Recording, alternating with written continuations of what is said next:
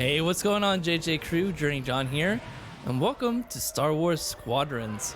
So, in the background here, we got some gameplay from one of the campaign missions. This is on the Imperial side. This is a few missions into the campaign, so we're still early game, I would say. But we're going to be talking about, while this plays in the background, we're going to be talking about comparing and contrasting some stuff between Star Wars Squadrons and Star Citizen, which is another game that I've been really getting into recently. So one of the main differences, these are obviously very, very different games just in terms of like what their goals are, what they're trying to do, what they're trying to accomplish. And so I would say Star Citizen is more of a split space exploration game that has a bunch of sandbox gameplay, and you can kind of go do and whatever you want, whereas Star Wars Squadrons is a very much more focused game in terms of this is a space combat almost arcade game with squad tactics. So that's going to play out, or that's going to impact the game in terms of how the gameplay controls. It's button like keybinds and just the gameplay in general. So one of the main differences is just in terms of how the ships fly. Their flight systems are very different between Star Citizen and Star Wars Squadrons. If you are a fan of Star Wars, which I'm sure most of you are, you're probably already aware of the fact that the ships in Star Wars in the original movies, it was supposed to emulate basically like a World War II dogfight. So that translates into this game in the fact that you're pretty much always moving forward. You don't have any movement for moving in reverse or moving like in a vertical space, so you can't move like straight up or straight down, which makes a big difference in terms of just combat between ships, like your dogfighting style. Whereas in Star Citizen, you can reverse and you can move up and down. So that means a lot of like gameplay scenarios are where you end up like almost strafing around an enemy like you're playing an FPS game. Where in this game it's more of a traditional like almost like an Ace Combat kind of flight sim combat experience. So it would be more like you're flying within atmosphere, but it's within space, but you still have the constraints of, as far as your controls go, you're pretty much always moving forward. So you can still tilt up and roll and stuff like you would in a regular airplane, but it's not the same as it would be in Star Citizen or even like Elite Dangerous, so to speak. So in terms of just flight, the two games are very, very different. There's also squad-based combat in Squadrons, so you have controls that are specific for like you can hit one button and it'll call in reinforcements, basically, where it'll heal you and give you ammo back within like the match. So like when you're in combat, you can restore your armor and you can get yourself some more missiles, which is not a thing at all within Star Citizen right now. I'm sure there is some like ships that you could like dock on at some point. I think I've seen some on RSI's website, but there's nothing currently in the game that kind of represents that in terms of gameplay. And one of the other differences is that you can tell your teammates to target a specific fighter. You can obviously like tag different enemies within Star Citizen, but I believe that's like for like people that are on the same ship as you, the same ship, probably manning a turret or something like that. And then also you can do things like tell them to guard another ship, which you'll see later. And then also within Star Wars Squadrons, there's no mechanics in terms of heat management. So you don't have any like cooling systems like you do in Star Citizen. There's some similar mechanics in terms of you can manage your power. So you can manage your power to thrusters or to your weapons. or to your shields if your ship has shields. Apparently TIE fighters do not have shields, which is very interesting, I think. But you can do similar stuff within Star Citizen, but the difference here is that, like, so for your thrusters, for instance, if you have them fully powered like we do here, you can charge it up and you'll get an extra boost, and so that'll let you like move more quickly throughout the battlefield. And also, if you come out of your boost and brake and turn really quick, you can do basically like a drift, kind of like Poe Dameron does at the beginning of The Last Jedi, which is it's a very cool mechanic if you can get the hang of it. If you notice, I am playing with the flight stick. I actually do not play with the flight stick in Star Citizen. I prefer playing with the mouse and keyboard because of like how their aiming systems work.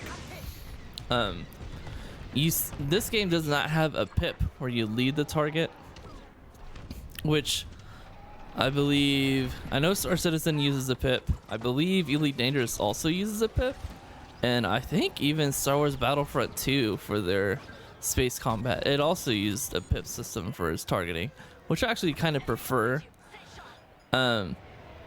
But I found the mouse and keyboard controls within Star Wars Squadrons to be a little bit almost unwieldy. It's like you're trying to constantly counter your movement, because you'll lead from your center, and it's constantly you're trying to constantly like bring in back your ship onto your target.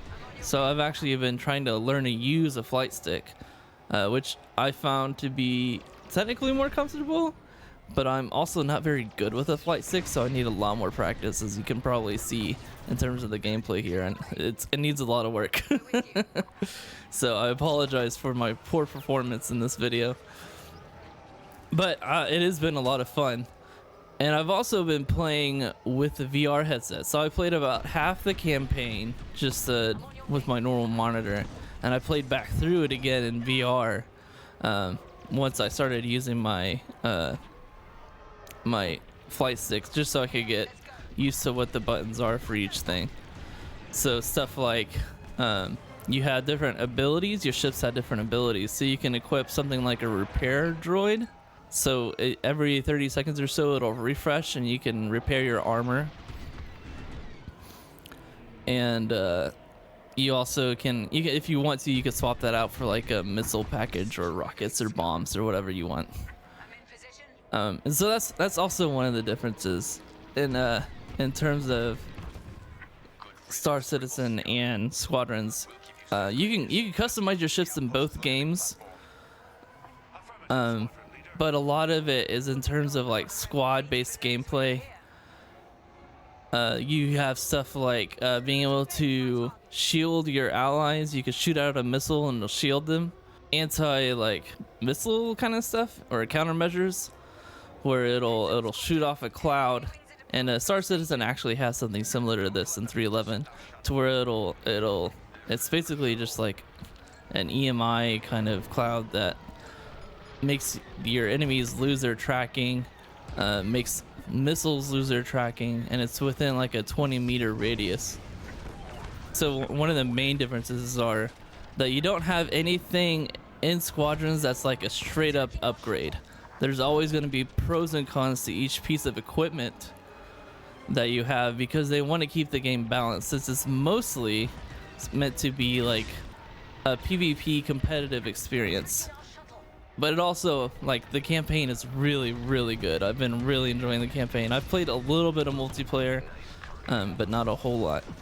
But that means, like, so you can change out your engines, you can change out your armor, you can change out your shields, but there's always going to be some kind of trade-off for those items, which is not really something that you'll see within Star Citizen. There is, like, in terms of, like, if you want to swap out a quantum drive, you can go for something that is faster but uses more quantum fuel. But like a tier 2 weapon is going to be stronger than a tier 1 weapon, and a tier 3 weapon is going to be even way stronger than a tier 1 weapon. Whereas within Star Wars Squadrons, there's not ships that are exponentially more powerful than other ships. Essentially, there's not something that you can upgrade to that's going to give you more firepower. It's all supposed to be very balanced. And there's also no like multi-crew. It's all 5v5 squad-based tactics. And I think I've already mentioned it, but you have options for, like, if you target an enemy, you can have your allies go and attack that enemy, which is nice for, like, if you want them to go attack a frigate or something while you focus on just regular fighters. And then if you have like an escort mission, which we're going to have here in a second, you can tell them to defend the person that you're trying to escort while you try to fight off specific targets as well. There's no really, like, there's a ping system within Star Citizen, but nothing that's just like a straight up, hey, go attack this guy, and you'll have people that will go attack them. We'll see what happens, because they're supposed to implement some kind of AI that you can have on your ship, so you can have somebody man turrets for you, and maybe once you have that, you can tell them to attack specific targets, I would have to imagine. But it'll still be a very different experience just because you don't have multi-crew ships within Star Wars Squadrons.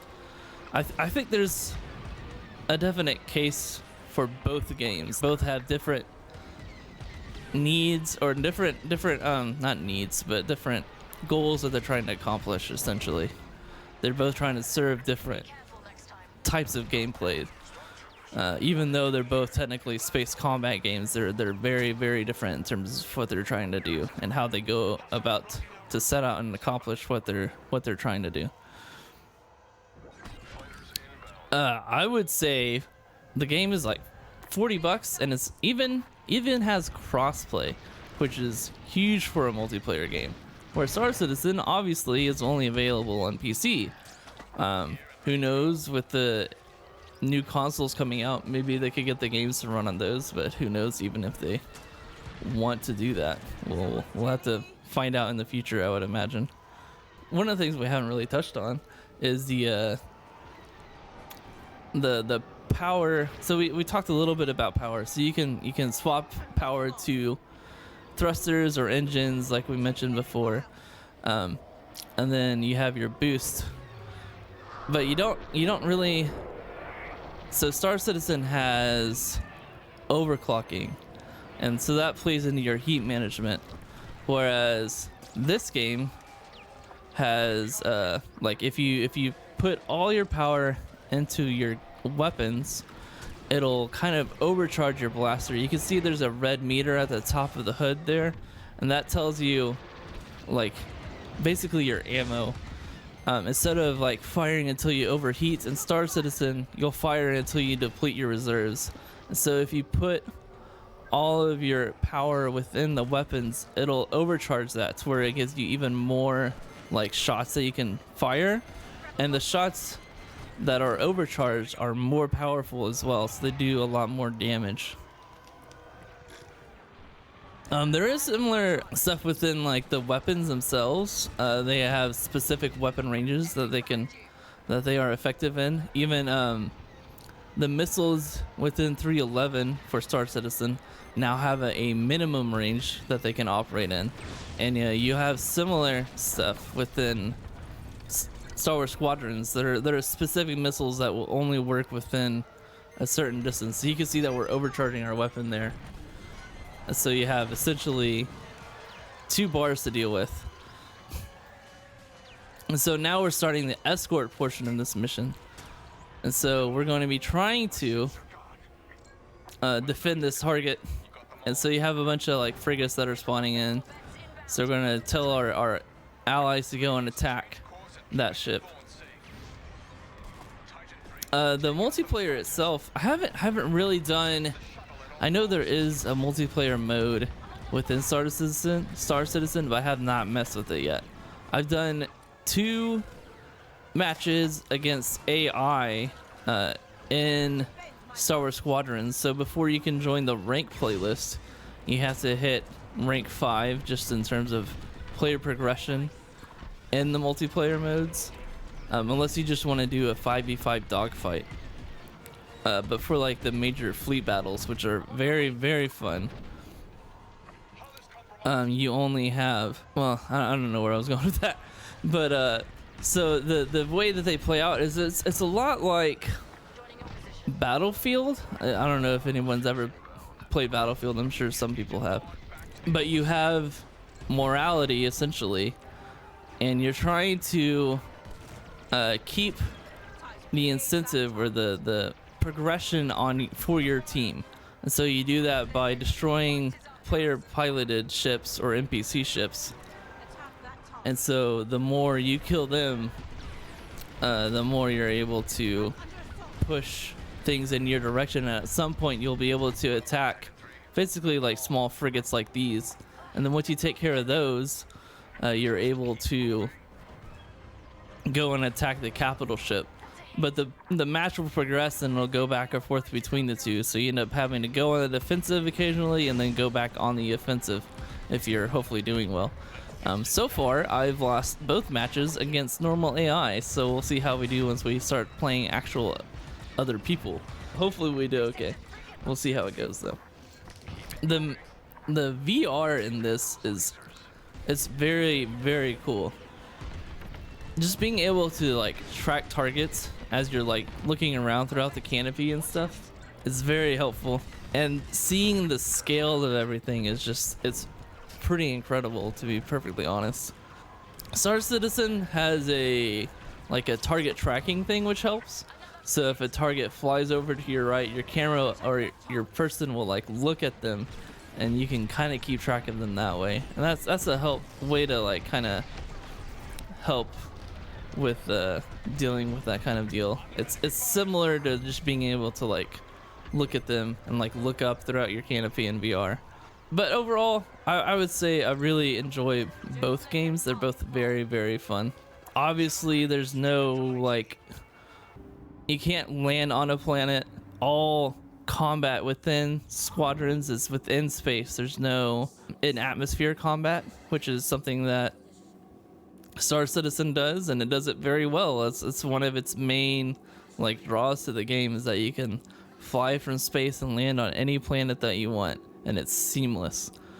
But yes, like I said at the beginning, they're two very different games. Star Citizen is a space exploration game, and Squadrons is a squad-based tactical space combat game.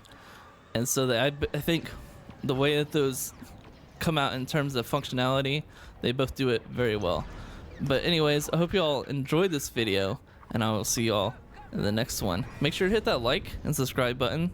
We're streaming Star Citizen and Star Wars Squadrons over on our channel. We also have a podcast on Saturdays if you want to check that out. So links to that, all that stuff are down in the description. If you're playing either game right now, let me know what you think, and I'll see you all in the next one. So have a good one, guys. Bye bye.